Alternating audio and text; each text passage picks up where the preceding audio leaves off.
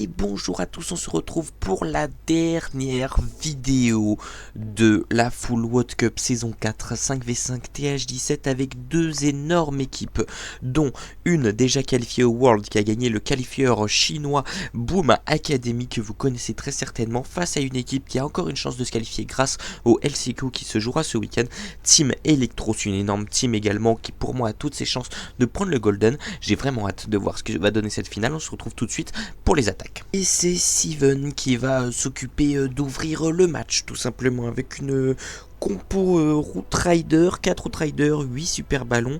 On va envoyer la championne, voilà, côté de l'HDV, les petits super ballons pour bien déblayer. Je pense qu'on a anticipé justement ces petites Tesla qui auraient pu être embêtantes.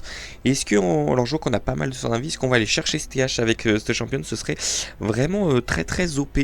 Maintenant à voir si on remonte pas plutôt sur un cracheur de feu.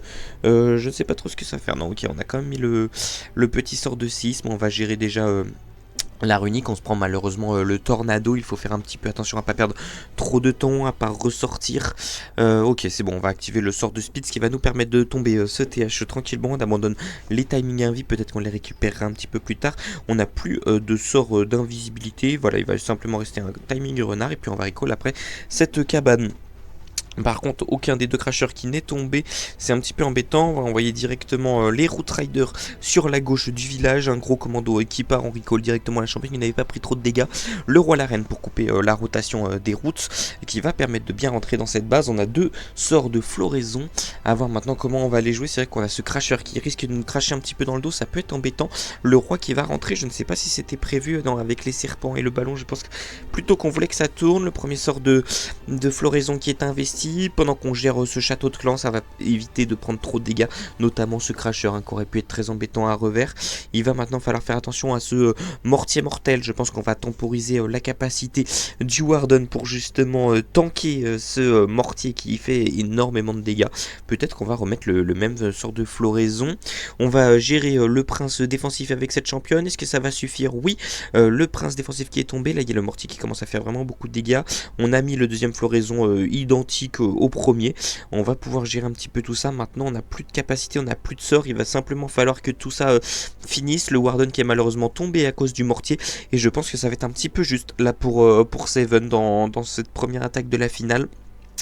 J'ai peur que malheureusement ça n'aille pas au bout, même si on a encore un roi qui est heal, une championne avec un renard qui peut faire beaucoup de dégâts.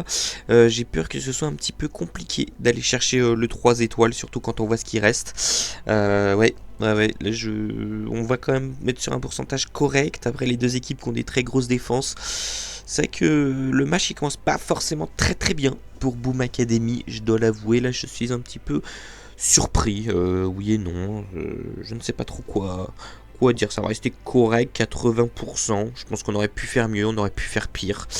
Voilà, c'est un petit peu dommage. Je pense que cette championne n'a pas pris exactement tout ce qu'il souhaitait, et ça va lui porter préjudice. On va s'arrêter sûrement sur un 84%. À voir maintenant si on prend un autre pourcent. 85%, fin d'attaque, GG. Ça reste voilà correct. Il faut pas moins, il faut plus, mais il faut pas moins. Allez, c'est parti pour Diego qui va se lancer pour Team Electros. Le but, ça va être voilà, de mettre une réponse assez rapide, assez directe. Et on y va avec cette petite championne qui se lance dans ce compartiment Archix, catapulte. Il y a pas mal de petites choses à prendre, ça peut être assez intéressant. Les envies qui se passent plutôt bien, on a des bons timings. On va sortir le tornado. Alors oui, c'est une bonne chose. Maintenant ça va ralentir notre championne, on va prendre beaucoup de dégâts. On ne perd pas le renard, ça c'est par contre c'est une excellente chose.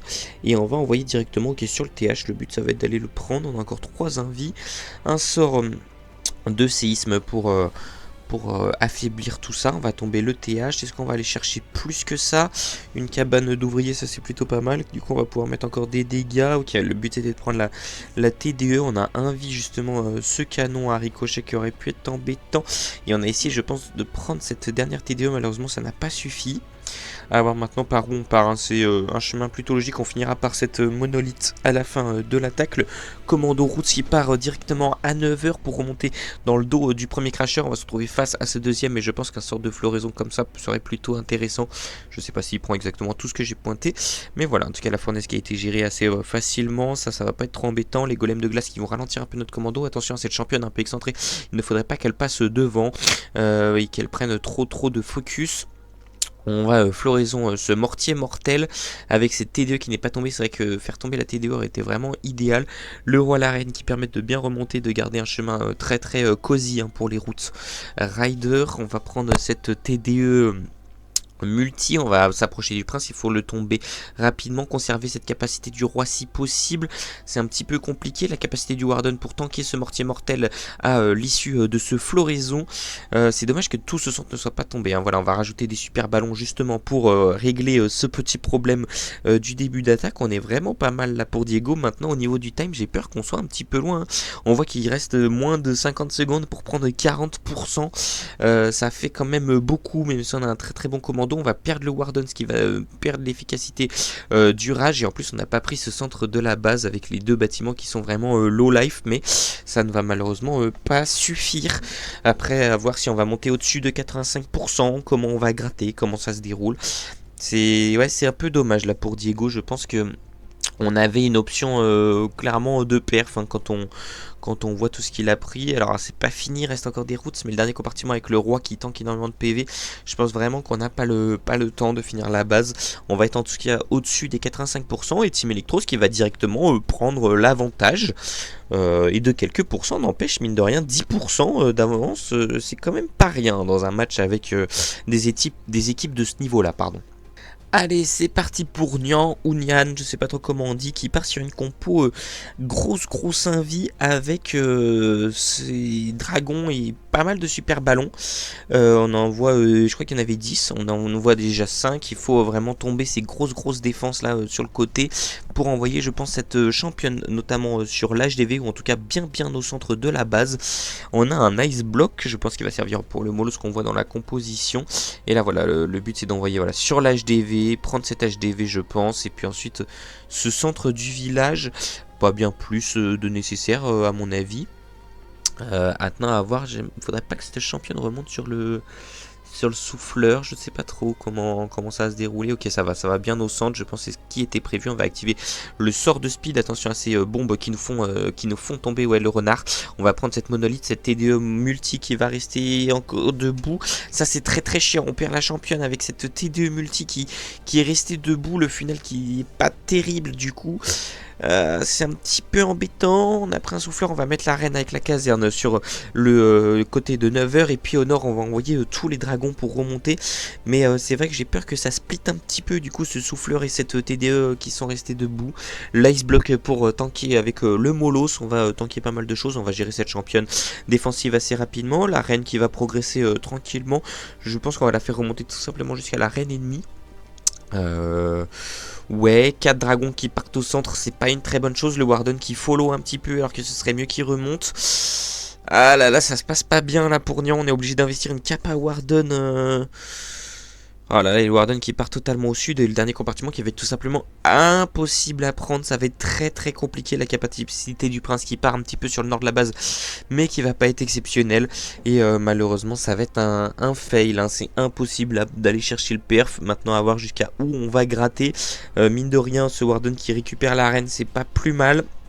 Les petites fournaises qui vont permettre également de tanker tout ça, mais ça va être un petit peu compliqué là pour le joueur de Boom Academy qui va tout simplement s'incliner face à cette base de Almoaline. Il ne faudrait pas que Team Electros perf, ça pourrait faire les affaires de Team Electros, mais pas celles de Boom Academy, qui ont d'ailleurs été déclarés favoris par les VIP. Boom Academy, j'ai fait les sondages sur 6 répondants, il y en avait 5 VIP qui voyaient Boom Academy vainqueur, donc voilà, 83% c'est assez faible, hein. Et allez, c'est parti pour Crispy, très très gros joueur canadien qui se lance, qui est sur une petite strat Reine Méduse Warden Recall. Vous allez voir, c'est assez intéressant, je ne sais pas si vous connaissez, mais c'est vrai que ça remplace un petit peu le RC1V. Alors est-ce que c'est les pros qui veulent, comment dire, prendre moins de risques avec cette championne, qui veulent garder une championne pour plus tard, enfin, je sais pas trop comment dire, mais j'avoue que ça remplace en fait cette championne et en même temps, est-ce que c'est vraiment... Enfin, dans quel but, je ne sais pas trop. En tout cas, on va aller choper cette enfin cette runique poison. En regardant la compo, j'ai l'impression que c'est un peu plus pour choper des trucs qui sont walkables et du coup plus facile, on va dire, à choper avec une reine qu'avec une championne où il faudra la rediriger dans tous les sens. En tout cas, on envoie directement le commando route, on recall le Warden ainsi que la reine qui est du coup dans le commando. On a un très bon funnel là sur ce côté là. Le premier floraison qui permet de prendre cette monolitho centrale ainsi que cette runique poison, TDE, canon à ricochet, on est vraiment pas mal. Le roi qui va couper directement la rotation et permettre au Route Rider de rentrer. On va investir la capacité du Warden très bien timé avec cette défloraison du centre. On a 3 sorts de floraison parce qu'il en reste encore 2. On va prendre le TH. Attention à cette monolithe un petit peu oubliée qui pourrait prendre le focus voilà, sur la reine. C'est ce dont j'avais peur. On va être obligé d'investir un sort de gel qui, je ne pense, n'était pas forcément prévu. Le sort de poison qui a bien été investi sur la petite fournaise du CDC qui va tomber assez rapidement. Ça, c'est une très bonne chose. Malheureusement, on a perdu le Warden dans cette composition. Et là, tout s'est un petit peu effondré. Il va rester que la reine. Comment on prend le TH ? Comment on prend le TH ?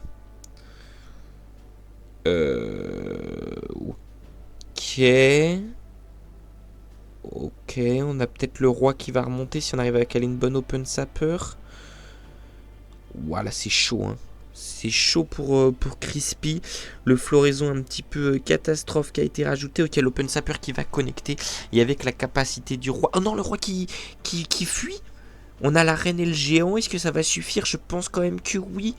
Attention quand même à ce mortier mortel hein, qui va tomber le roi. Non c'est bon, on va quand même sécuriser le TH. Mais là, Crispy qui a dû se faire une petite frayeur. Et du coup ça va rester très serré dans ce match. Je pense même que Boom Academy peut reprendre l'avantage. Ils sont à 84% de moyenne. Il y a eu 95 et 80. On va être sur un 86. On va être à peu près un petit avantage pour Team Electros, mais ça reste quand même très serré. Quelques pourcentages d'avance pour cette team de Team Electros, mais voilà, ce sera tout. 82%. Alors attendez, laissez-moi faire les calculs. Ça fait 8 et 5, ça fait 13. Ouais, 86 et demi. Donc on a 2,5% d'avance. Allez, Ashen One qui se lance forcément pour pour la team Boom Academy. On part sur un Warden BLDF avec une Méduse et Super Loon. Une très belle compo là pour cette finale, en espérant que ça se solde par un perf.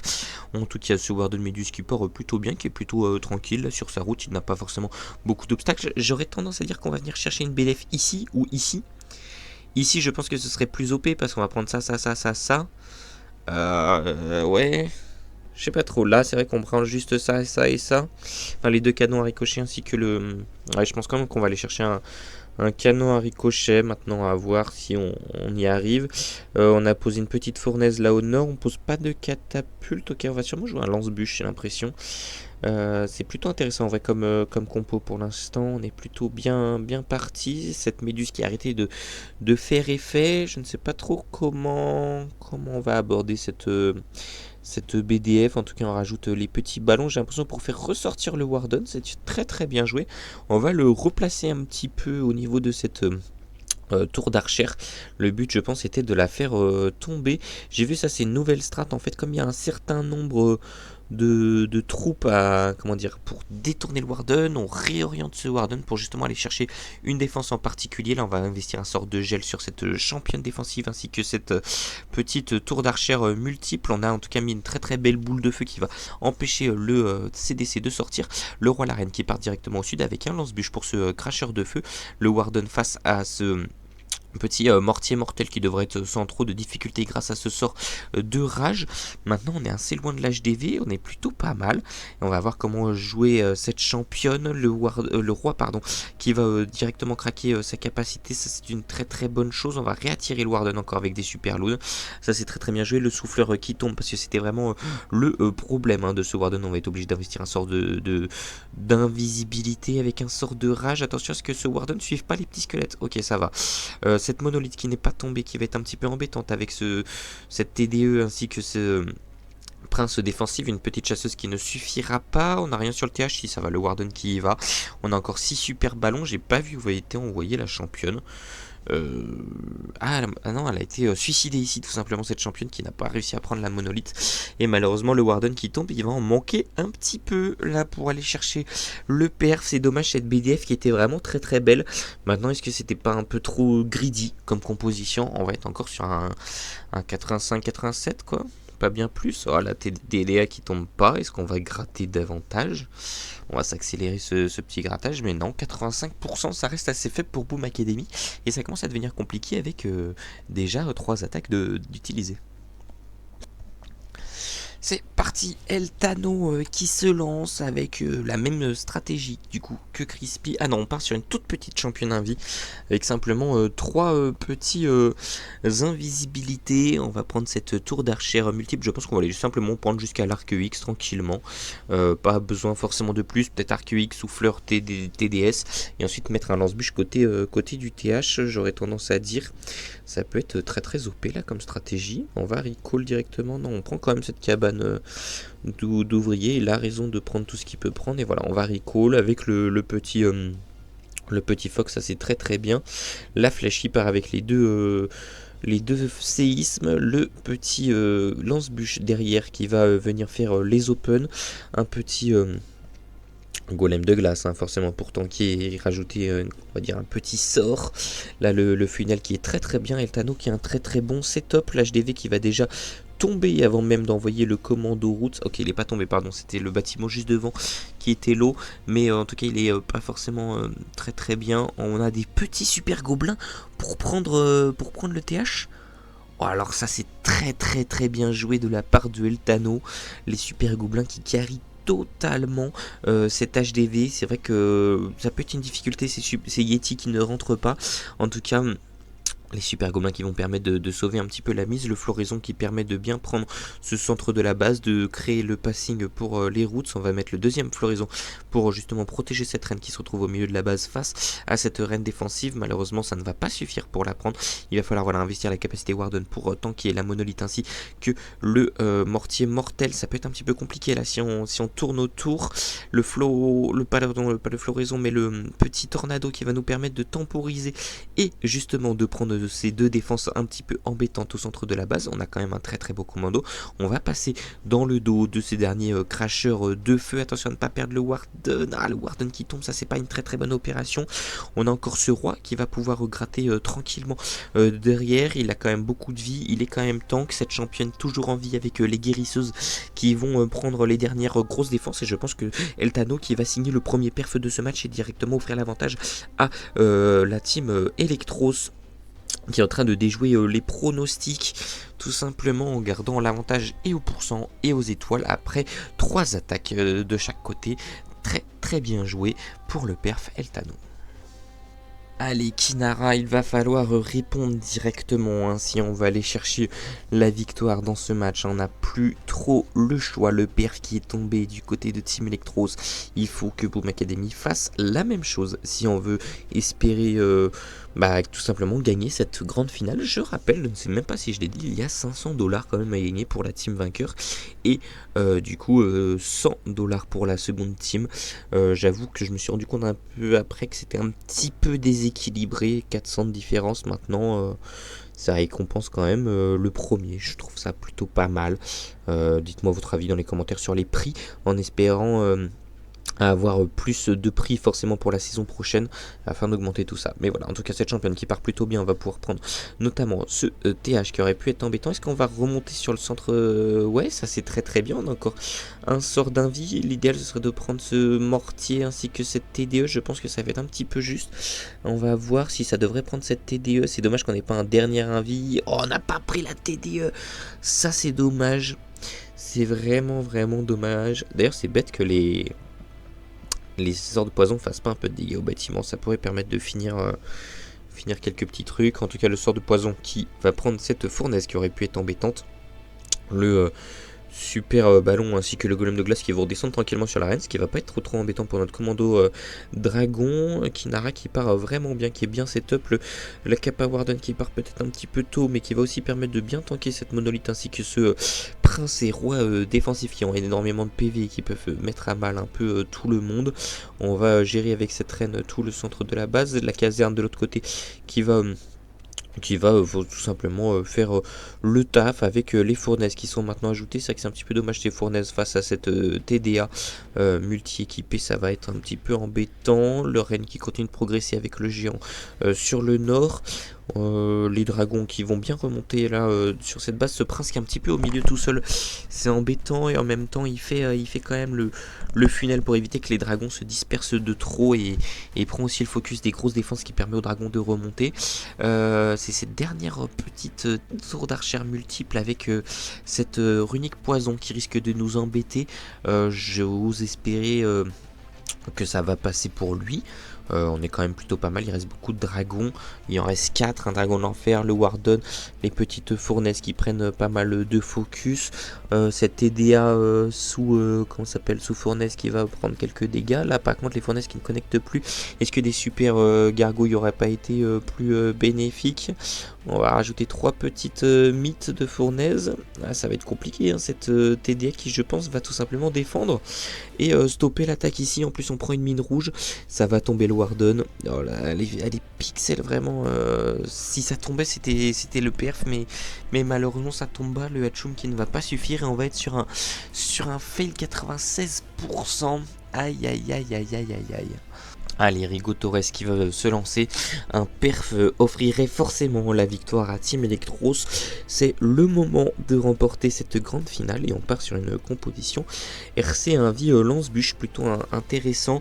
Je pense qu'on va aller chercher comment s'appelle ce petit cracheur de feu. Maintenant il faut bien que la championne redescende et pas qu'elle nous fasse des mystérieuses choses.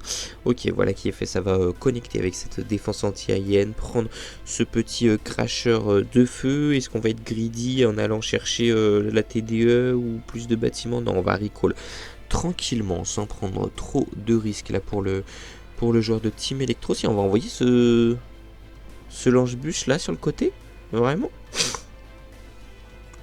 Ok, non, on va juste funnel. On a vu qu'il y avait une faille sur l'aérien. Malheureusement on prend la mine noire, ça va pas suffire. C'est vrai que ça c'était plutôt bien joué en vrai, ce petit funnel. Malheureusement ça n'a pas marché, ça n'a pas fonctionné comme on le voulait. Cette TDE qui en tout cas qui va tomber, on n'a pas de sort de squelette, il va falloir que cette monolithe tombe assez rapidement. Voilà qui va être fait. La méga bombe par contre qui va mettre à mal le lance-bûche. Tant pis. De toute façon on a pris je pense les objectifs. On va pouvoir gérer ce roi défensif avec une petite chasseuse et les Yeti. C'est très très bien géré. Les golems de glace qui vont être un petit peu embêtants. Mais pas trop non plus en vrai. On est plutôt bien setup là pour Rigo Torres. C'est vrai que c'est dommage là ce dernier canon ricochet qui n'est pas tombé. Mais la base qui est bien trappe, hein, qu'est-ce que tu veux qu'on dise? C'est là si cette tour de sorcier tombait, on avait le bébé drac qui prenait tout ça parce que ça ne pouvait pas le toucher. Donc ouais, c'était vraiment bien vu. Mais bon, je suis pas sûr que ça lui coûte l'attaque. Pour l'instant, on est très très bien. Il va falloir surtout prendre ce TH assez rapidement, mettre peut-être un deuxième sort de floraison là par ici, tour multi-équipé pour prendre justement ce mortier mortel assez rapidement avec cette Ok, on prend la TDE pour justement rediriger rapidement sur le mortier mortel. C'est aussi une bonne stratégie, la capacité de la championne qui va permettre de tomber le TH grâce à ces petits, comment ça s'appelle, coups de lance brutale. Les Yeti qui sont remontés, qui ne vont plus tanker, c'est pas forcément une très bonne chose ça. Ça va laisser un petit peu tout seul, on est obligé d'investir la capacité du roi. Le prince défensif qui va tomber, les route riders qui tankent encore.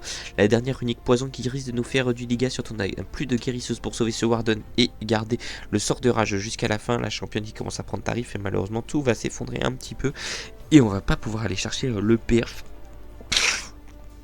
En vrai il en manque quand même un peu, même si la petite strat de finale était OP, ça a été compliqué là au milieu de cette base. Peut-être pas assez puissant, peut-être je sais pas trop ce qu'il a manqué, mais voilà, c'est dommage. En tout cas, ça reste à 90%. On va faire les calculs et puis on se retrouve sur la prochaine attaque, savoir ce que chaque équipe doit faire pour gagner ce match, parce que ça reste très serré, mine de rien. 90% GG. Sup Miao qui se lance, il est obligé de perf son équipe qui a 4% de retard au score général, ce qui fait mine de rien un retard de pas moins de 20 bâtiments, donc c'est assez conséquent. Là on est obligé d'aller de toute façon chercher le perf pour arracher le 11-11, puis espérer une bonne def pour prendre la win. Ça va être compliqué pour Boom Academy, mais bon, Miao qui est un joueur excellent, qui fait partie je pense des joueurs les plus forts du monde, un peu sous-côté parce que forcément jouant les qualifieurs chinois on le voit moins sur la scène européenne, NA, etc. Mais ça reste un très bon joueur. Là, la stratégie championne qui pour l'instant est très OP. On va prendre énormément de bons bâtiments, notamment cette monolithe. Est-ce qu'on va pouvoir rallier le centre de la... Oh non, on avait encore un sort d'invie, c'est un petit peu dommage. Ok, on est sur une stratégie lance-bûche. C'est très bien joué finalement. La flèche géante qui a permis de tomber cette monolithe et de sécuriser vraiment cette championne. On va tomber le prince assez tranquillement. Et là, ce lance-bûche qui est vraiment tout simplement tout seul. Il est tout seul, il est tranquille.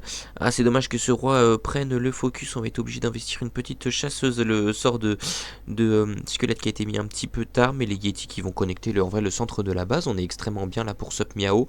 Les petits super ballons pour bien funnel le contour. On va mettre un roi Méduse dans ce compartiment de l'HDV. On est sur un roi Gantlet, mais c'est quoi cette stratégie de fou? On n'a pas de floraison, c'est vrai. On va prendre ce TH, on va prendre ce mortier mortel sans qu'il fasse trop de dégâts à nos routes. Mais what the fuck, la strat de fou.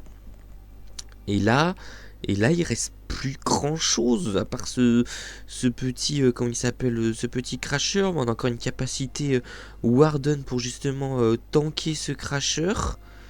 On a cette championne qui s'avance, on a cette reine, on a encore un sort de rage, on a 65%, quasiment 70%, la capacité Warden qui a toujours pas été investie, la voilà, ça va permettre à cette championne justement de tanker, de tomber le crasher qui aurait pu être le dernier obstacle. Il va rester encore un Arc X avec un petit, comment ça s'appelle, canon à ricochet, mais qui ne fait pas grand chose au final.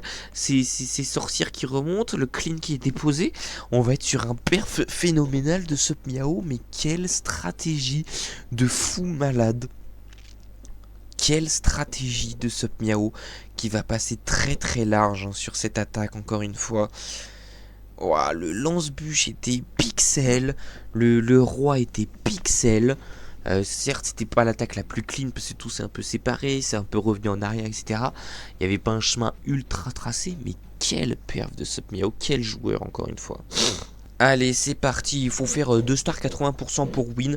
C'est pas totalement perdu, hein, franchement, pour Team Electros. Un perf leur offre la victoire, un 2 stars 80% également. On va voir maintenant ce que ça donne pour cette équipe qui part du coup justement en Super Yeti, plutôt intéressant.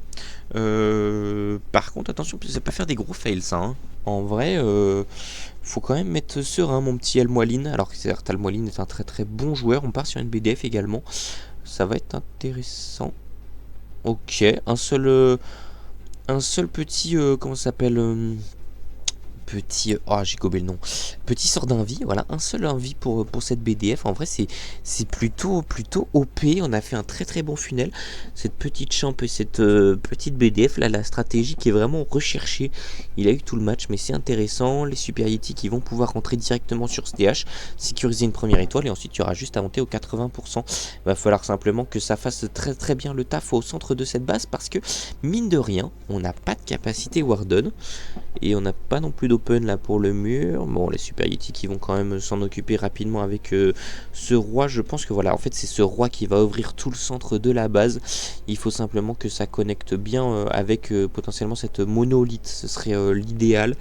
Mais là voilà, les Super Yeti qui sont déjà voilà, un petit peu dans la sauce niveau des points de vie. On va récupérer grâce aux petites guérisseuse, cette reine derrière le petit mur, c'est un petit peu embêtant. Le roi qui va se retrouver bien au centre, on prend malheureusement le petit tornado qui va nous ralentir. On est quand même très bien setup, hein. Il va falloir juste que l'open du roi soit ultra OP, ouvre tout. Je pense qu'on faut la mettre maintenant, voilà, qui est fait. On a absolument tout ouvert tout simplement. Je pense que les supériorités qui vont faire le taf. On a perdu le Warden, mais est-ce que c'est vraiment grave? On a une capacité lance brutale, on a une capacité reine